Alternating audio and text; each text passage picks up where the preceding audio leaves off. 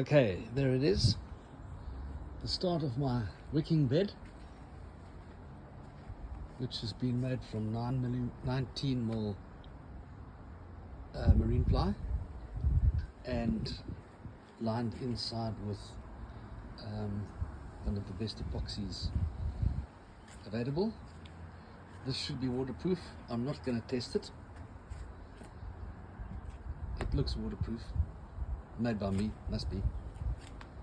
And there is the irrigation hose that I will install now and get ready for the next installment. And just for fun, there's the swimming pool with the same epoxy lining, thanks to Matrix. I used 12 of those drums.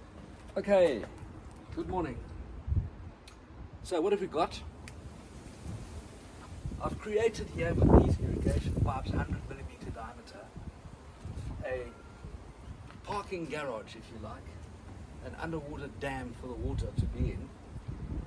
And what we're going to do is I'm going to fill it with this pipe, which I'm going to glue in, because I'm just going to gently glue it in, not for a seal, but in case it comes out, it's going to be extremely difficult to get back with all the sand and the potting mix.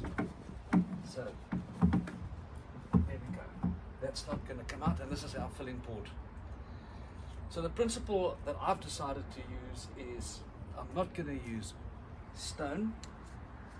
While stone does wick, the water wicks up in sand as well, and better because of the small pores, it actually wicks up higher. So I'm going to create this parking garage of water storage, and I'm going to put bitumen over this, and then I will have my sand wicks in these slots here and in the edge. So I will put the bitumen layer, which I've pre-cut, on top of all of this,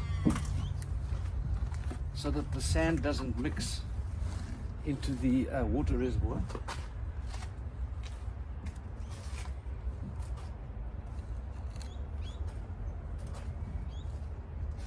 I'll get this set up and come back. Okay, so what you can see, I've created my underwater parking garage or water reservoir.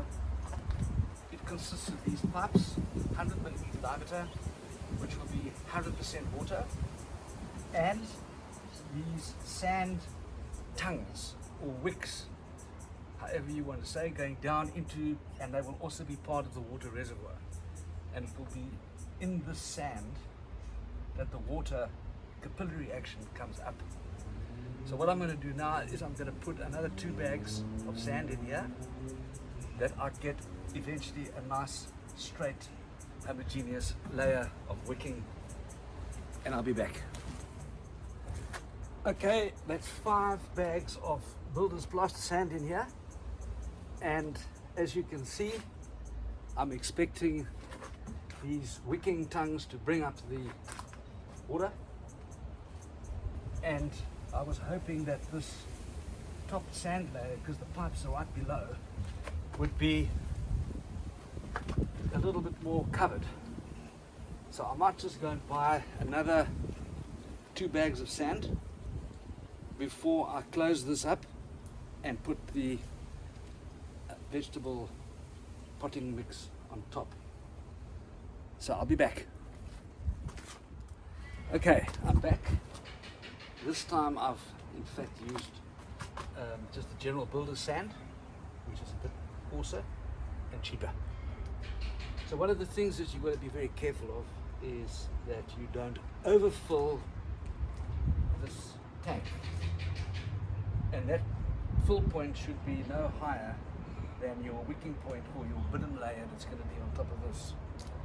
So I've got this bulkhead fitting, and I'm going to screw it in now level with the sand. So as you fill, the water will run out.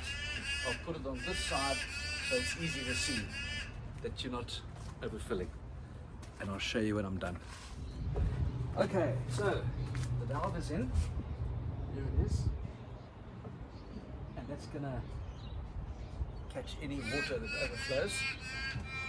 I'm going to put a bit more sand in because what happens when it gets wet, it's going to go down. And then I'm going to put a offshore wind in my mind.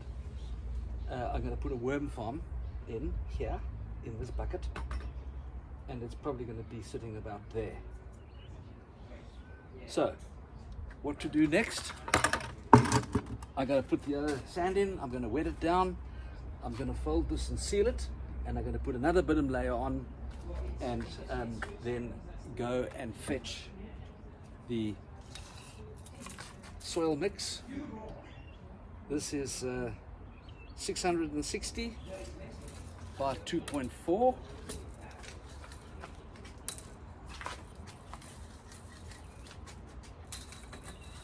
Yep, by 2.4. 660 by 2.4 by 300 will be the amount of mix I need. Okay, so this is my irrigation system in, and I'm now just compacting it. You can see it's going to start dropping, and at the same time filling up our water reservoir.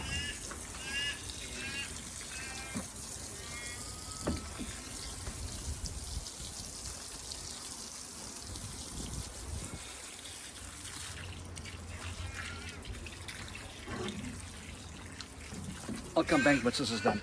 Okay, there it is.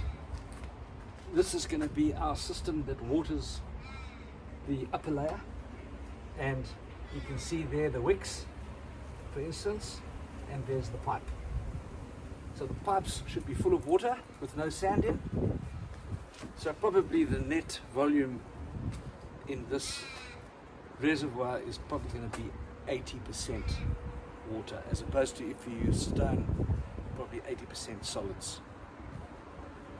Right, I've calculated that I need, for 300 millimeters of material, I'm going to need half a cubic meter.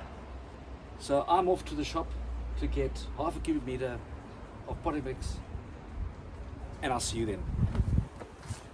Okay, this is the next day. I've been out, I've got half a cubic meter of our vegetable mix, which I'm now putting in hard up against the side, and I'm going to go up to 300 ml. There's my level. So I'll see you later. Okay, I'm back again. I've got my veggie mix in, half a cubic meter. I've got 1,000 very sleepy worms, which will go into this worm basket here, which is a 10-liter bucket with 30 diameter holes drilled in it. And I'm going to insert this into here and get it deep enough that the worms can exit and enter away from the surface. I'm also going to put in a compost bedding layer in this bucket for the worms, and then I'm going to put a bit of our green vegetable waste in there to give them some food. I'm going to wet them down, and I'll be back. Okay, the worms are in. Where are they? There they go. They're quite mobile. Who knows how hungry they are? So I've had to dive into the kitchen fridge and get some food out. Hopefully they'll get up there soon. I understand they like a bit of water, so I'm going to put some water on, and then I'm going to put a blanket over them, which is debatable whether it's needed or not. Some people say they need it for recreational purposes. I don't mind. I'll give them a blanket. I'll be back.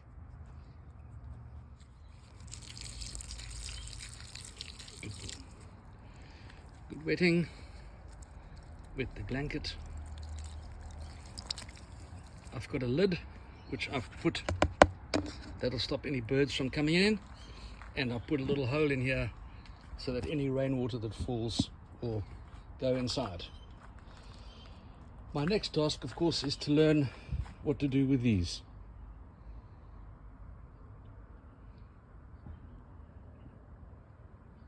Which I will now return back to the drawing board and have them planted hopefully later on today. Right, so the filling operation. And we'll monitor the discharge so that we don't overfill everything. That's a lot of water going in and nothing coming out yet. This box is going to be real heavy.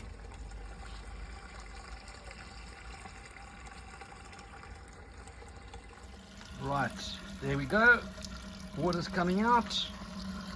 I'm now going to move the water and encourage the worms out into a nice moist vegetable mix. Check if my hole works.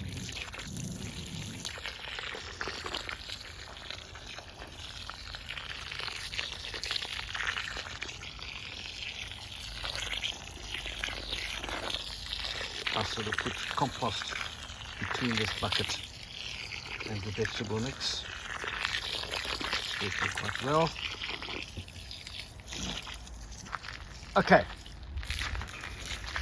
Okay, well, here's an interesting fact. We've just seen the overflow. I went and wet the worms. I came back just to check and I tried to fill up. So I'm filling up now and nothing coming out the overflow pipe. What does that mean? It means that the water has wicked up the sand and into the bed. There it comes again. So if I stop that and I continue wetting on the top, eventually... Right. Well, we've just been to Bunnings and with the help of Salwowski, we have established a few things. It was quite incredible how much wicking took place. I had to keep filling this up. I think it's now saturated and we'll now get the seedlings to grow, but at least we have some visual pleasure from our efforts. And now we will test the pool.